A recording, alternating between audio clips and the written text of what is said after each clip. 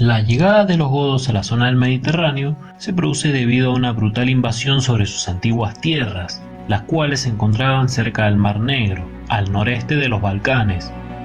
Para el año 375, el pueblo godo vivía pacíficamente como una tribu granjera, pero de golpe fueron invadidos por una feroz horda que provenía desde el este, con gran velocidad y mucha destreza. Estos salvajes bárbaros eran los hunos, una enorme tribu errante y nómada que llevaban muchos siglos galopando hacia el oeste, saqueando y destruyendo cada pueblo que se cruzara con su camino.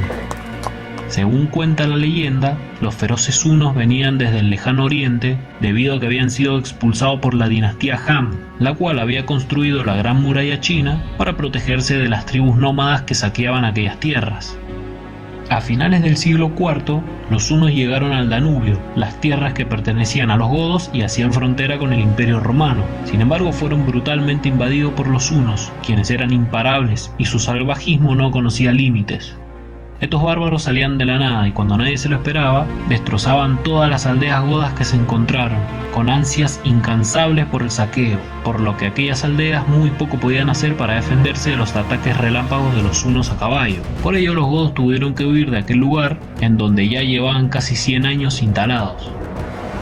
El pueblo godo había logrado desarrollar una sociedad agrícola sofisticada, y para ello la tierra era sagrada, por lo que consideraban su deber defenderla, pues ellos se dedicaban a la agricultura, tenían una economía rural y comerciaban constantemente con los romanos, quienes ostentaban el poder económico dominante.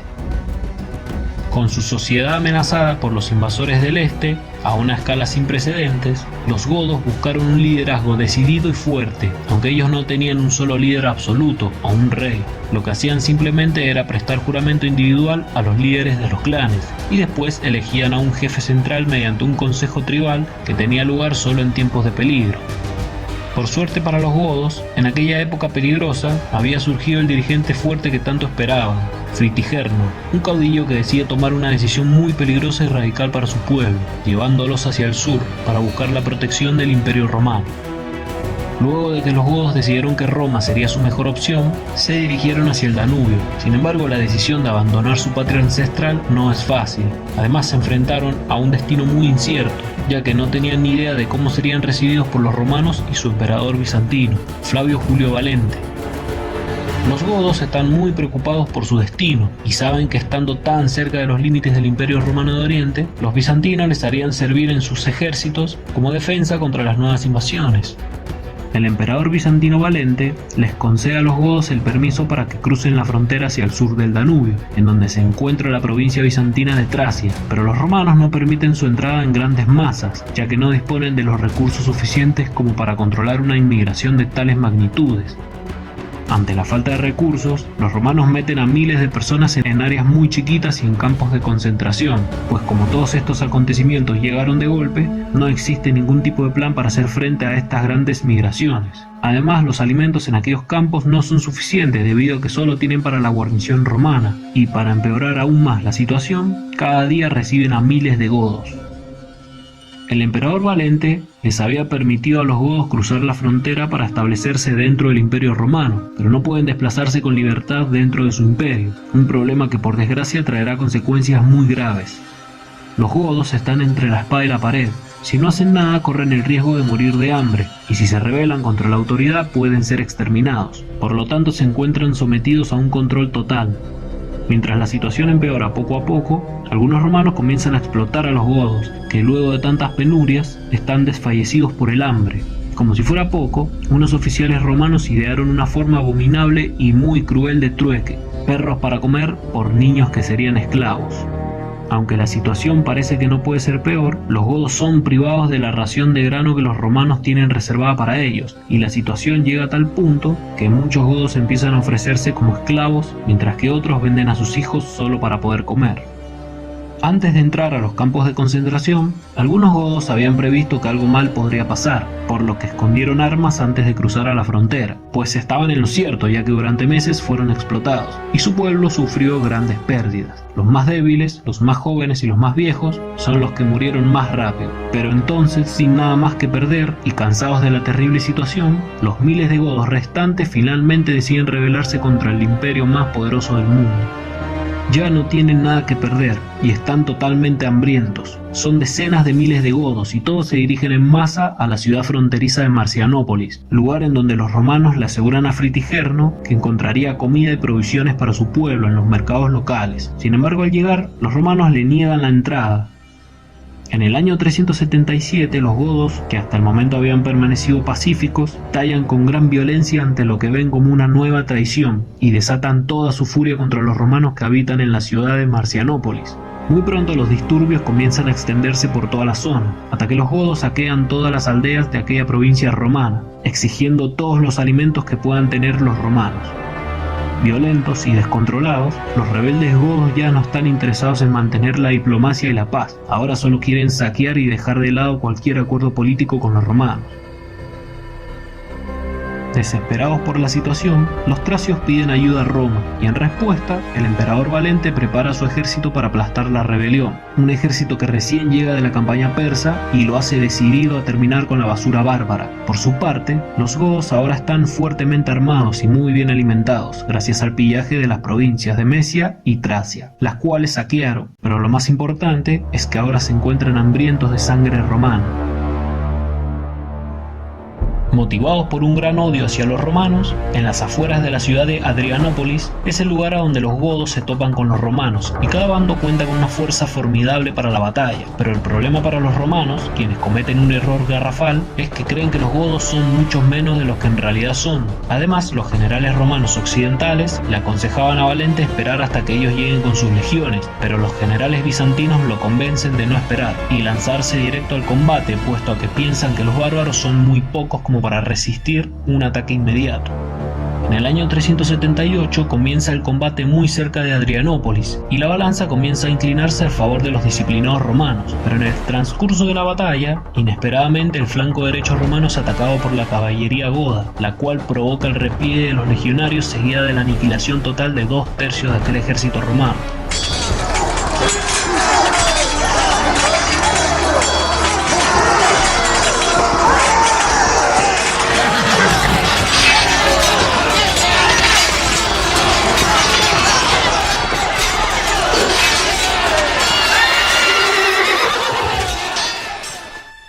Algunas fuentes señalan que entre los romanos muertos está el mismo Valente, mientras que otra versión dice que el emperador había huido y se había refugiado en una torre de madera, pero los godos lo encontraron y prendieron fuego a aquella torre.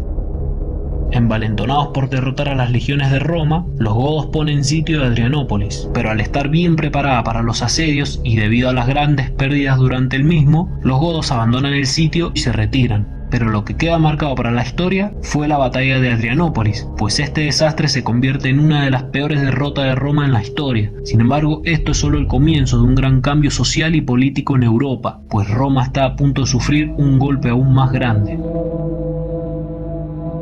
Después de la batalla, los godos continúan con su avance por lugares donde nunca habían estado, pues a pesar de haber logrado vencer en la batalla a una parte del ejército más poderoso del mundo, aún no tienen un hogar fijo. Por su parte, Roma ya no es la gran potencia invencible de antaño, y como no puede darse el lujo de perder una batalla más, ya no dispone de los recursos militares para derrotar a tantos bárbaros, quienes invaden todas sus fronteras. Los godos, los francos, los vándalos, los hunos, todos ellos invaden Roma al mismo tiempo. Es por ello que los romanos se ven obligados a negociar un pacto de paz con los godos de la mano de un nuevo emperador. Han pasado 6 meses de la dura derrota de los romanos y los godos tienen a un nuevo jefe luego de la muerte de Fritigerno. Su nombre es Atanarico, mientras que los romanos tienen a un nuevo emperador bizantino, el general Teodosio, quien en octubre del año 382 negocia con éxito un tratado con el pueblo godo, en el cual a los visigodos se les concede la tierra a lo largo de la frontera norte de Tracia y Moesia, a cambio de sus servicios en el ejército romano, mientras que a los ostrogodos se les otorga tierras en Anatolia. Se produce un breve periodo de paz, aunque la tranquilidad no parece durar mucho tiempo, ya que después de tantas calamidades, traiciones y brutales batallas, ambos pueblos no están dispuestos a reconciliarse tan fácilmente, y las promesas de paz cada vez suenan más vacías. Los godos entienden que los romanos no están abriendo sus puertas a los invasores, sino que los tratan de manera especial debido al desastre de la batalla de Adrianópolis y de no tener otra opción a causa de ello, además de que están luchando por todas sus fronteras. Pero también saben que la situación militar romana está en pleno cambio, ya que los godos se convierten en las tropas de reemplazo contra la amenaza de los hunos, de los vándalos y de los persas. El problema es que en todas estas batallas de Roma, los godos son los que solían morir en primer lugar, pero la gota que derrama el vaso se produce en el año 394, más concretamente cuando se da la batalla del Frígido. Allí los romanos bizantinos usan a las tropas godas para poder derrotar a los romanos occidentales, quienes están apoyados por los francos, pues los romanos acostumbran a usar tropas no romanas como tropas auxiliares, y siempre son los primeros en ir al choque en un combate. En esta última batalla, las pérdidas de vidas del pueblo godo es enorme e incalculable. Entonces, con muchos guerreros diezmados de manera tan sangrienta en todas estas batallas, los godos sienten que pierden más de lo que ganan. Se ven nuevamente traicionados por los romanos y ya no piensan tolerarlo. En el seno de la nobleza visigoda, surge un caudillo que está altamente entrenado por los romanos, ya que ha luchado con y por ellos, aunque también está profundamente furioso por las injusticias y las matanzas que su pueblo tiene que sufrir en cada batalla romana. El caudillo visigodo es Alarico y no tiene paciencia por las horribles pérdidas de los guerreros godos, por lo tanto está decidido a remendar los errores que sus aliados romanos de Oriente, o los bizantinos, han cometido contra su pueblo. En el año 395, tras 10 años de paz entre los romanos y los godos, Alarico y su pueblo se preparan para un ataque a gran escala contra el imperio. El nuevo caudillo es dispuesto, valiente y lo suficientemente ambicioso como para desafiar a Roma mediante una gran rebelión. Además, los godos no son como la mayoría de los salvajes bárbaros invasores, en especial los visigodos, quienes apenas se distinguen de los romanos por ser bien civilizados, pues visten con casi las mismas armaduras y usan el mismo armamento, aunque la diferencia es que la lealtad de los godos no radica en el imperio, sino en el rey godo. Por otra parte, los ostrogodos aún continúan en el norte, en donde anteriormente se habían unido a los hunos. Alarico tiene dos objetivos en mente para desarrollar con el tiempo. Por un lado, quiere obtener lo mejor posible tanto para su pueblo como para sus seguidores, encontrar las mejores tierras y las mejores recompensas, ya sea en oro o alimentos. Por otro lado, Alarico ansía un puesto para él y sus caudillos godos en la jerarquía romana, además de que también busca un puesto de mando en el Estado Mayor del ejército romano, y así tener más poder legítimo para proteger a su gente. Mientras corre el año 395, en la actual Grecia, la crisis llega a un punto muy alto y la zona se encuentra sumida en la violencia, el crimen y el pillaje, lo que significa que al igual que otras rebeliones que ocurren por otras partes del Imperio Romano, la revuelta goda también sacude la complacencia del imperio, y al no llegar a ningún acuerdo con los romanos, Alarico decide plantear sus exigencias mediante la fuerza bruta y demostrando el poder de un auténtico rey bárbaro. El rey godo le deja un mensaje claro a Arcadio, pues ha terminado el tiempo de espera, y el precio a pagar por tantas traiciones es la sangre romana. Sin embargo, 2 años más tarde, la rebelión de Alarico concluye con la adquisición de un importante cargo militar para él, así también como más tierras para que su pueblo pueda cultivar. En las negociaciones que lleva a cabo el rey godo con los romanos, capta la debilidad en las concesiones del emperador Arcadio, por lo que se da cuenta de que los romanos ya no están en una posición fuerte como era antes, por lo tanto su posición ya no sirve para tomar decisiones ni respaldarlas con ejércitos. En el año 401, Alarico invade Italia, pero es derrotado por un general romano de origen vándalo llamado Estilicón, en la batalla de Polentia el día 6 de abril del 402, aunque una segunda invasión llevada a cabo ese mismo año también acaba en derrota para los visigodos con la batalla de Verona en agosto. Durante la invasión italiana del caudillo godo Radagaiso en el año 406, quien logra asediar a la ciudad de Florencia, Alarico permanece en Iliria, hasta que en el año 408 el emperador occidental Honorio ordena la ejecución de Estilicón y su familia, en respuesta a los rumores de que el general romano había llegado a un trato con Alarico. En un acto de locura extrema, Honorio incita a la población romana para que masacren a decenas de miles de godos, todos ellos, esposas e hijos.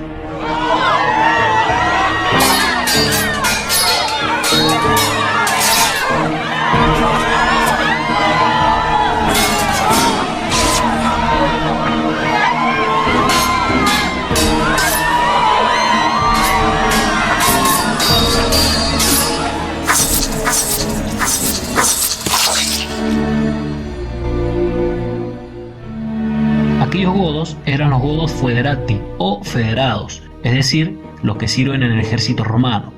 Furiosos, aquellos soldados federados godos se pasan al bando de Alarico, incrementando el tamaño de su fuerza considerablemente. Ahora son alrededor de 30.000 hombres y juntos inician una marcha hacia la ciudad invicta, a Roma, y lo hacen con el objetivo de vengar a sus familias asesinadas. En el año 408, Alarico marcha con su ejército directamente hacia la ciudad de Roma, aprovechando la ocasión de que los francos y los vándalos están asolando el imperio desde el norte de Italia.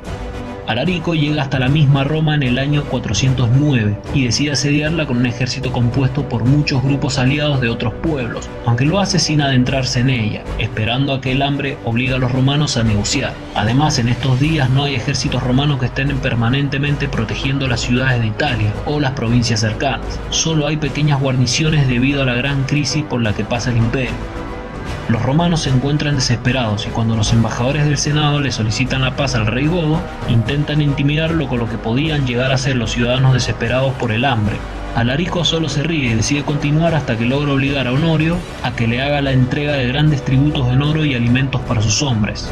Honorio se exilia en la ciudad de Rávena. Además, al poco tiempo Alarico vuelve a poner sitio a Roma, pero esta vez exige enormes y vastos dominios del territorio romano, puesto a que su objetivo nunca había sido destruir al imperio, más bien siempre fue obtener una posición reconocida y oficial dentro de las fronteras de Roma. En Roma había quedado un emperador títere puesto por Alarico, pero este lo destituye por ser poco efectivo y luego va en busca de Honorio para negociar nuevamente, lo cual podría haber tenido éxito y no terminar en desastre de no ser por la influencia de un poderoso caudillo godo llamado Sarus, de la dinastía Amelungo, una familia goda que lucha a favor de los romanos. El general Sarus posee mucha influencia, mucho poder y tiene muchos más aliados que Alarico, por lo que este decide evitar una lucha y marcha de nuevo hacia el sur, hacia la ciudad de Roma. Mientras los visigodos atraviesan los campos de Italia en su marcha hacia el sur, miles de esclavos capturados de otras tribus bárbaras se unen a ellos. Entonces, con esta mezcla de armamento y de maneras de luchar, pero sobre todo con el aumento de efectivos para la invasión, los godos se convierten nuevamente en una creciente amenaza para los romanos. En este nuevo gran ejército mixto, no importa de dónde viene cada uno, tampoco importa quiénes son ni a quiénes les son leales, pues todos marchan juntos y dirigidos por Alarico con un objetivo en común. Además están hambrientos de pillaje y venganza.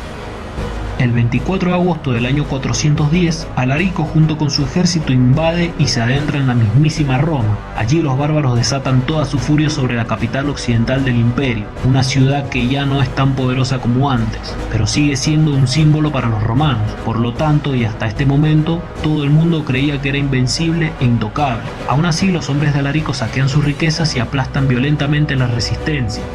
Aquella ciudad tan llena de gloria y que era inconquistable, de hecho durante 800 largos años fue llamada como Roma Invicta Est, es saqueada de manera sangrienta. Además, las riquezas que hay en la ciudad son tantas que ni siquiera todo el ejército visigodo puede quedarse con todas, por lo que lleno de frustración y con la misma Roma a sus pies, algo que no había sucedido nunca, Alarico toma una inesperada decisión. Solo se queda en aquella ciudad durante 3 días y luego se marcha.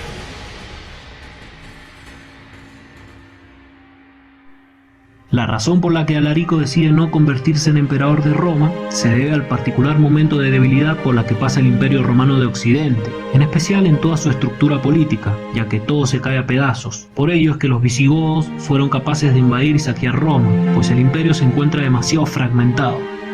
Alarico entiende de que a largo plazo necesitaría un acuerdo político y sabe que no tiene fuerzas suficientes como para reemplazar la estructura política romana, aunque sí la tiene para negociar un puesto para él mismo dentro de unos límites razonables. Sin embargo, Alarico no podrá gozar de sus victorias contra Roma, ya que muere a finales del año 410 debido a las fiebres. El pueblo visigodo hace una presa en un río, entierra en el lecho el cuerpo de su caudillo fallecido y luego suelta al agua para que su tumba quede escondida para siempre. Nunca antes habían tenido un jefe como Alarico, alguien que los había sacado de la pobreza y de la desesperación, alguien que pudo llevarlos hacia la gloria y a la conquista de la ciudad más gloriosa de la antigüedad.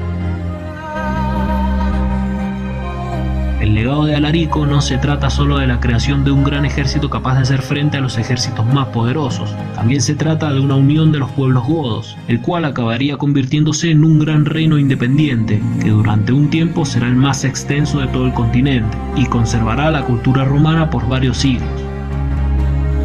Una vez que los godos se marchan de la península itálica, se dirigen hacia la península ibérica, lugar en donde instalan su nuevo dominio, el cual se extiende por casi toda España, así también como por gran parte del sur de la Galia. Una vez instaurado en el suroeste de Europa, este nuevo reino pasaría a ser conocido como el reino visigodo, el cual durante los próximos 300 años prosperarían bajo la sucesión de reyes cristianos. Pero no están solos, ya que los pueblos bárbaros de origen germánico que se encuentran asentados en Hispania, desde antes de la llegada de los visigodos, son tres: los alanos en el centro, los vándalos en el sur y los suevos al noroeste. Los godos, que originalmente procedían de las costas del mar Báltico, toman dos caminos diferentes, formando dos grandes reinos en la Europa del sur. Los ostrogodos se asientan en Italia y los visigodos en Hispania.